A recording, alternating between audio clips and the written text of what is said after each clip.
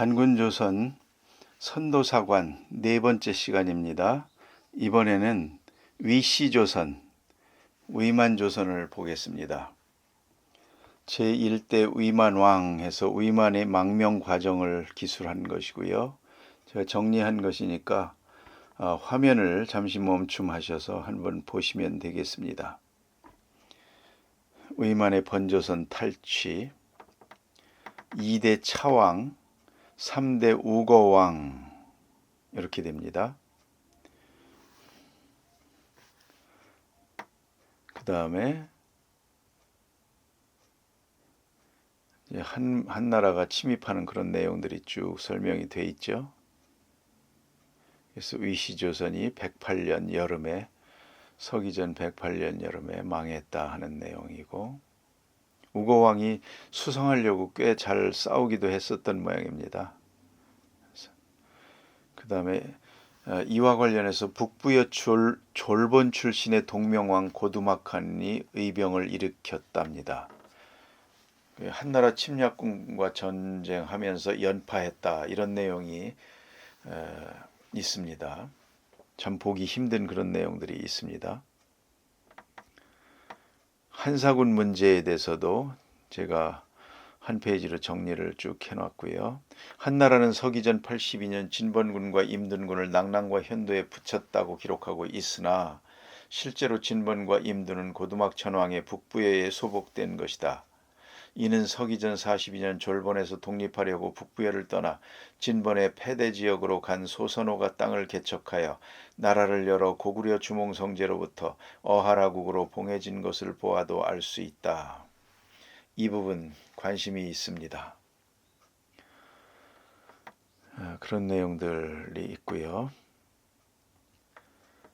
위시조선에 대해서는 중국의 정사 사기 조선 열전 내용들 정리한 거를 한번 빨리빨리 넘어갈 테니까 한번 눈으로만 한번 보시고요. 필요하신 분은 잠시 멈춤하셔서 보시면 되겠습니다.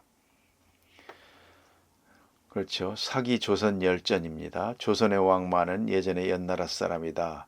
제가 오른쪽에 원주와 역주도 전부 다뤄놨습니다. 그렇죠. 고조선 초기 평양성 위치에 대한 내용들, 기타 기록,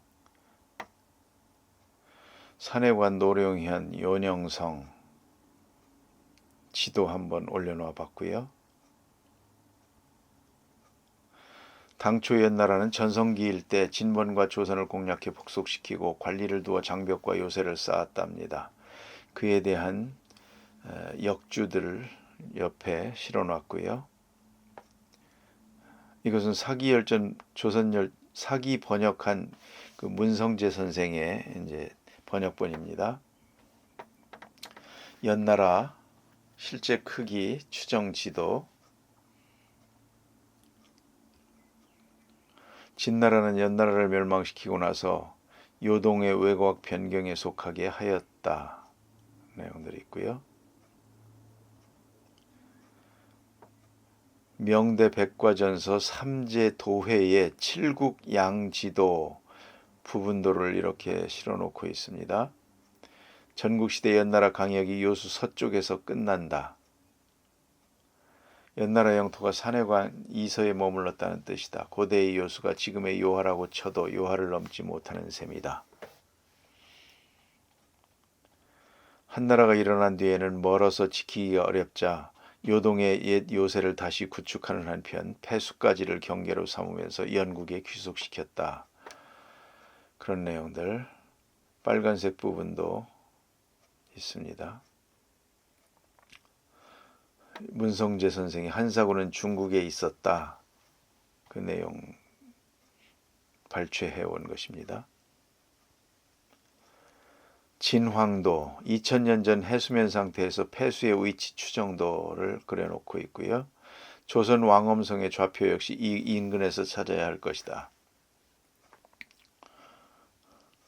한나라가 일어난 뒤에는 멀어서 지키기가 어렵자 요동의 옛 요새를 다시 구축하는 한편 폐수까지를 경계로 삼으면서 연국에 귀속시켰다. 연국의 왕이던 노관이 배반하고 드디어 노관이 나오죠. 흉노 땅으로 들어가는 일이 벌어졌다. 많은 망명하여 1000명이 넘는 무리를 모으더니 머리를 묶어 늘어뜨리고 오랑캐 복장을 한 채로 동쪽으로 도망쳐 요새를 나가 폐수를 건너더니 진나라의 옛 빈 땅 상하장지대에서 머물렀다. 진번과 조선에 차츰 부려지고 속해 있다가 그 땅의 오랑캐들과 옛 연나라 제나라에서 온 망명자들이 그를 왕으로 추대하며 왕엄을 도읍으로 삼기에 이르렀다. 노관은 한나라 개국공신의 한 사람이죠. 유방과 같은 고을 같은 날 출생한 사람이랍니다. 그래서 함께 수학도 했고요. 그래서 한 고조로부터 연 국왕으로 봉해졌는데 한 고조가 죽고 여태우가 공신들을 숙청하는 과정에서 흉노로 도망가게 된 것이죠. 그런 내용들이 역주에 나와 있습니다. 위만에 대해서 역주 보면 노란색 머리를 묶어 늘어뜨리고 이 헤어스타일이 이제 동이 지역의 헤어스타일이었답니다. 퇴결이라고 한다고 하네요. 험독현은 조선왕 만의 도읍이다. 험한 물가에 기대어 있어서 험독이라고 한 것이다. 왕험성은 낙랑군 폐수의 동쪽에 있었다. 이곳은 이때부터 험독으로 일컬어졌다. 창녀에 험독현이 있다. 이 험독. 의만의 퇴결로 추정되는 헤어스타일, 섬서성에서 줄터든 흉노 투조 장식물에 있답니다. 뒤에 머리를 땄죠. 늘어뜨리고 마침 한나라 효제와 고후의 치세를 맞아 천하가 막 안정되자 요동의 태수는 곧바로 만을 나라 밖의 신하로 삼기로 약속하고 요새 너머의 오랑캐들을 단속하면서 변경을 노략질하는 일이 없도록 하고 오랑캐 군장 등이 들어와 천자를 아래나래 하더라도 막아서는 안 된다는 다짐을 받았다. 보고하니 황제도 허락하였다. 여태우 얘기 나오죠. 이렇게 해서 많은 군사의 위세와 재물을 얻기에 이르렀고 그 주변의 작은 나라들을 침공하고 항복시키니 진번과 임둔도 나란히 와서 복속하면서 사방으로 수천리에 이르게 되었다. 소황지촌에서 발견된 임둔 태수장, 복리와 고조선계 청동검, 평양에서 발견된 청동검과 완전히 일치한답니다. 아들을 거쳐 손자인 우고 때에 이르렀을 때에는 한나라로부터 불러들인 도망자가 차츰 많아졌다. 게다가 들어와 아련해야 하는 의무를 그때까지도 이행하지 않는 것은 물론이고 진번 주변의 나라들이 글을 올리고 천자를 아련하려고 하는 것마저 가로막고 오가지 못하게 만드는 사태가 벌어졌다. 그래서 한나라는 서파를 보내서 꾸짖기도 했고 급기야 정벌을 하게 되었다. 그런 내용입니다. 누선 장군 양복, 좌장군 순채,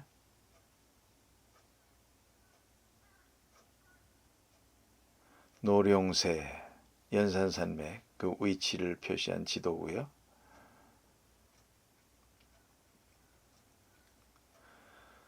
그다음에 누선 장군이 먼저 왕엄에 닿았고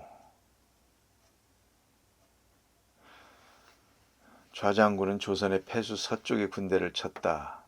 오른쪽 보면요. 한대 동경 속의 누선과 한나라군의 제3차 공세 이해 시도를 이렇게 그려놓고 있습니다. 왕엄성을 기준으로 순채와 양복이 둘러싸고 있죠.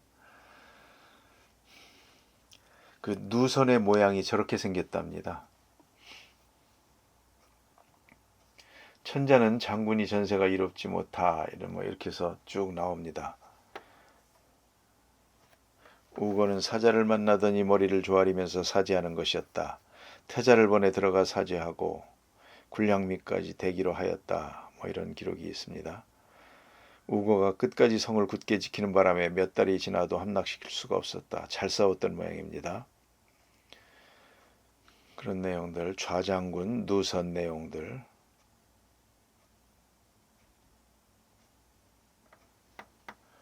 이제 한나라 장군 간에 이제 갈등이 생기는 이제 그런 내용들도 나오고요. 제남 태수이던 공손수를 사자로 보내 가서 이를 바로잡고 적절한 시기에 제대로 일을 처리하게 하였다. 누선 장군을 체포하고 그 군사를 합친 다음 천자에게 보고하였다. 실망한 천자는 도리어 공손수를 추살하였다. 좌장군은 군대를 합치자마자 조선을 치기 시작했다. 조선의 상인 노인과 상인 한음, 네 개의 상인 참 장군인 왕협이 서로 함께 모의하여 말하였다. 음협 노인은 모두 도망쳐 한나라에 항복했으며 노인은 오던 길에 죽고 말았다. 그렇죠. 조선의 왕 우고를 시해했습니다. 그리고 한나라에 가서 항복했습니다. 우고가 한나라와의 전쟁에서 끝까지 농성을 이어갈 수 있었던 이유는 왕엄성이 평지가 아니라 높고 험한 산지에 기대어 구축된 철옹성이었다는 점을 찾을 수 있다고 본다. 이렇게 설명하고 있고요. 이렇게 해서 마침내 조선을 평정하고 내 군으로 삼았다. 참을 봉하여 획총후 음은 적저우 협은 평주후 장은 기후로 삼았다. 그런데 이 군들의 위치가 문제입니다. 군들이 여기에 있습니다. 전부 산동반도 바레만 쪽에 있죠. 그러면 여기에다가 세웠다는 얘기는 뭡니까? 여기가 의만조선의 땅이었다는 얘기네요. 그런 겁니까? 하여튼 이 부분도 그 책봉된 영지, 이것도 하나의 중요한 힌트라고 보여집니다. 그래서 좌장군과 누선장군이 이렇게 된 것들. 그런데 포상을 받질 못했어요. 정복하고도. 우고는 견고한 것만 믿고 있다가 나라의 명맥이 끊어지고 말았으며, 이런 내용들. 네, 이상 사기 조선 열전에 있는 내용들, 위만 조선에 대해서 살펴보았습니다. 다음 시간에 계속되겠습니다.